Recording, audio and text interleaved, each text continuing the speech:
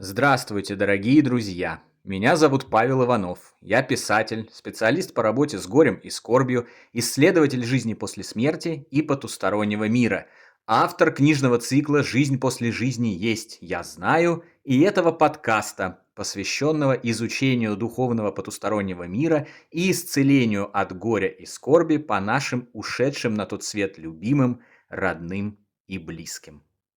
В сегодняшнем выпуске мы поговорим о встречах с умершими после смерти.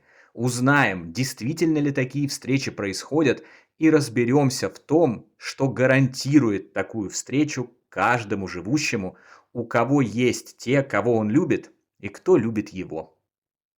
Самый главный вопрос, который интересует всех, кто столкнулся с потерей родных и близких людей, встретимся ли мы с ними, когда придет час нашей так называемой смерти и перехода в другой мир. Спешу вас порадовать. Исследования, научные и частные, как проведенные за последние 150 лет, так и самые современные, сотни тысяч свидетельств и прочие доказательства уверенно отвечают на этот вопрос «да». Мы обязательно встретимся со своими родными и любимыми. Доктор медицины Джеффри Лонг исследовал более 3000 случаев околосмертных переживаний.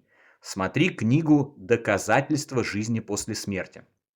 В большинстве из них люди, испытавшие клиническую смерть, сообщают о том, что встретили за чертой своих родных, близких и друзей, которые заверили их, что у них все хорошо, и они ждут новой встречи. Ему вторят и подтверждают сказанное известные доктора, исследователи околосмертных переживаний или сокращенно ОСП: Реймонд Моуди, Кеннет Ринг, Майкл Сабом, Сэм Парня, Брюс Грейсон, Пим Ван Ломмель, Элизабет Кюблер-Росс и многие другие ученые, заслуживающие абсолютного доверия. Опытный нейрохирург Эбен Александр, смотри книгу «Доказательства рая», лично испытавший ОСП в ходе тяжелейшего заболевания мозга и недельной комы, рассказывает, что встретил по ту сторону свою сестру, о которой он к тому моменту даже не знал. Она сопровождала его в путешествии по ту сторону. В тот момент он, конечно, не понял, что это за прекрасная незнакомка, показывающая ему мир за гранью. Правда раскрылась значительно позже, когда он, приемный сын, нашел своих биологических родителей, и те показали ему фотографию его умершей задолго до этих событий сестры. И он узнал в ней ту прекрасную незнакомку из своего путешествия в рай. Встречи с родными, неизвестными нам к моменту визита в загробный мир, являются железобетонными доказательствами существования жизни после жизни, против которых не способны пойти даже самые убежденные скептики. Почему?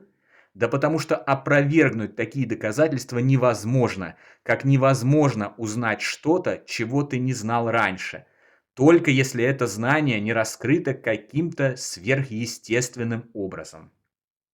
Таких подтверждений за годы исследования жизни после жизни насчитываются сотни. Существует термин «посмертная коммуникация». Он применяется к случаям, когда кто-либо из живущих стал свидетелем необъяснимого явления умершего человека в физическом мире.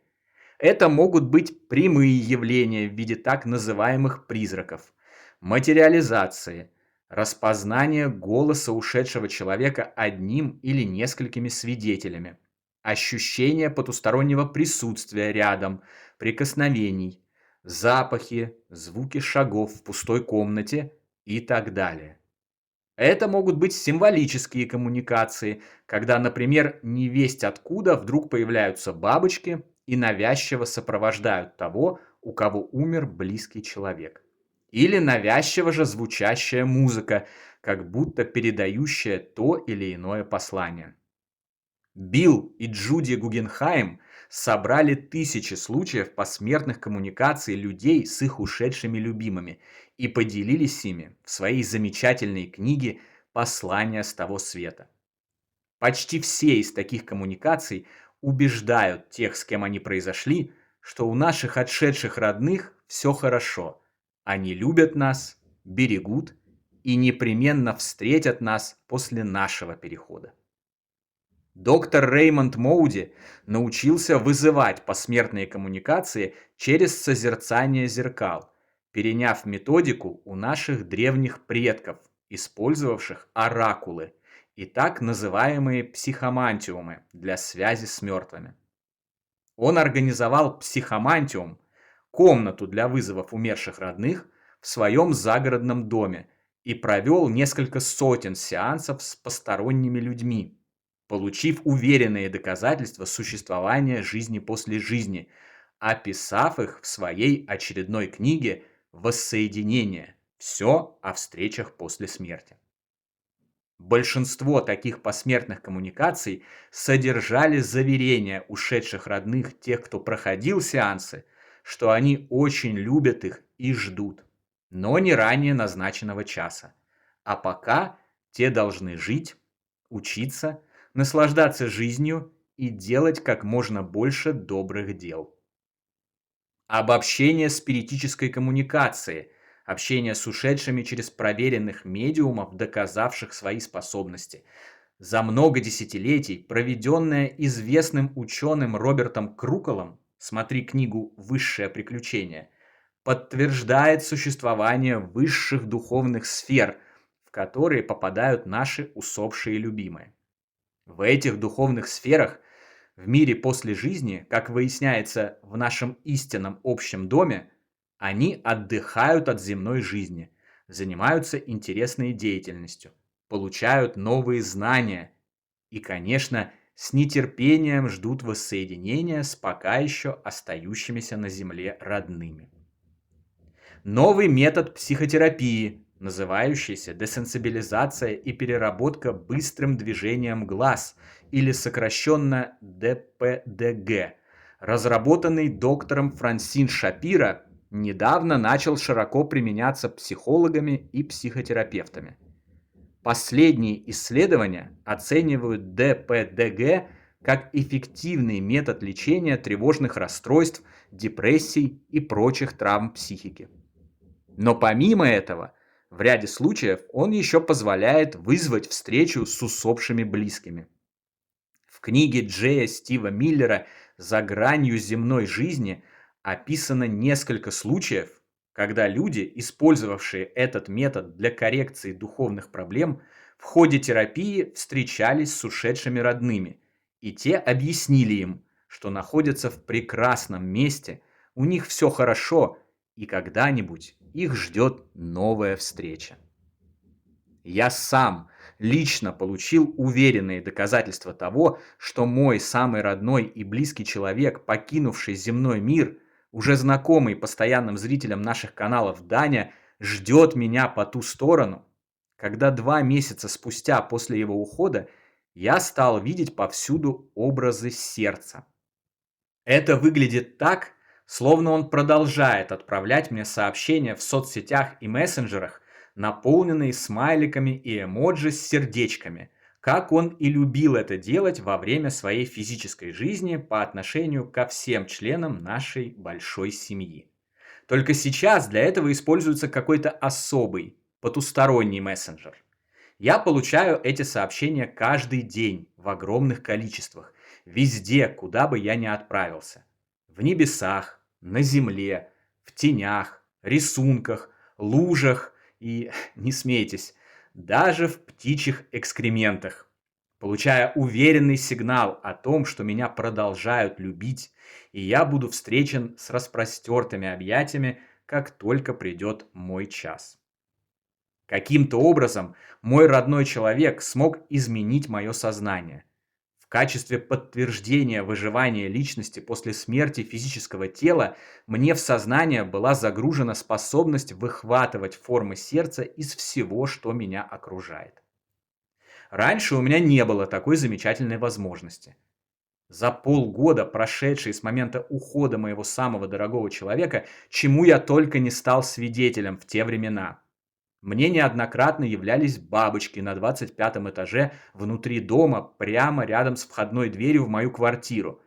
Посреди комнаты вдруг обнаруживались бумажки с китайскими предсказаниями «Веселей смотри вперед, там тебя богатство ждет». Постоянно и навязчиво звучали песни со словами «Все будет хорошо, и я тебя никогда не забуду». Появлялись отпечатки рук и буквы на запотевших стеклах балкона, на которых до того ничего не было. Посреди пустыря встречались незнакомцы, которые ни с того ни с сего начинали рассказывать мне о том, что рай существует и Господь всех прощает. Случались и другие волшебные события. Обо всех потусторонних явлениях, свидетелем которых я стал, я уже подробно рассказал вам на нашем основном канале «Жизнь после жизни есть, я знаю». Отдельных главах и приложениях книги «Жизнь после жизни есть, я знаю», «Путешествие скептиков в потусторонний мир» и еще обязательно расскажу вам на этом канале-подкасте. Что это, если не послание огромной, безусловной любви, которая доказывает, что наши родные и близкие переживают свои физические тела и продолжают жить в другом мире, радостно ожидая воссоединения с нами? За годы исследований тонкого мира и его обитателей у человечества накопилось столько доказательств, что отрицать их можно только, если ты с ними не знаком. В любом другом случае, даже для многих закостенелых скептиков становится очевидно: жизнь после жизни есть, и, судя по всему, она прекрасна. А наши дорогие, родные и близкие ждут нас по ту сторону, чтобы продолжить совместный путь и больше уже никогда не расставаться. Ну разве что на чуточку и по очень важному делу, по завершении которого мы снова вернемся домой и будем вместе. На сегодня это все, дорогие друзья. Подписывайтесь на наш канал, ставьте лайк, поддерживайте нас донатом, приходите в наши каналы в мессенджерах, приобретайте наши книги цикла «Жизнь после жизни есть, я знаю» и «Онкология и душа». Все необходимые ссылки вы найдете в описании видео.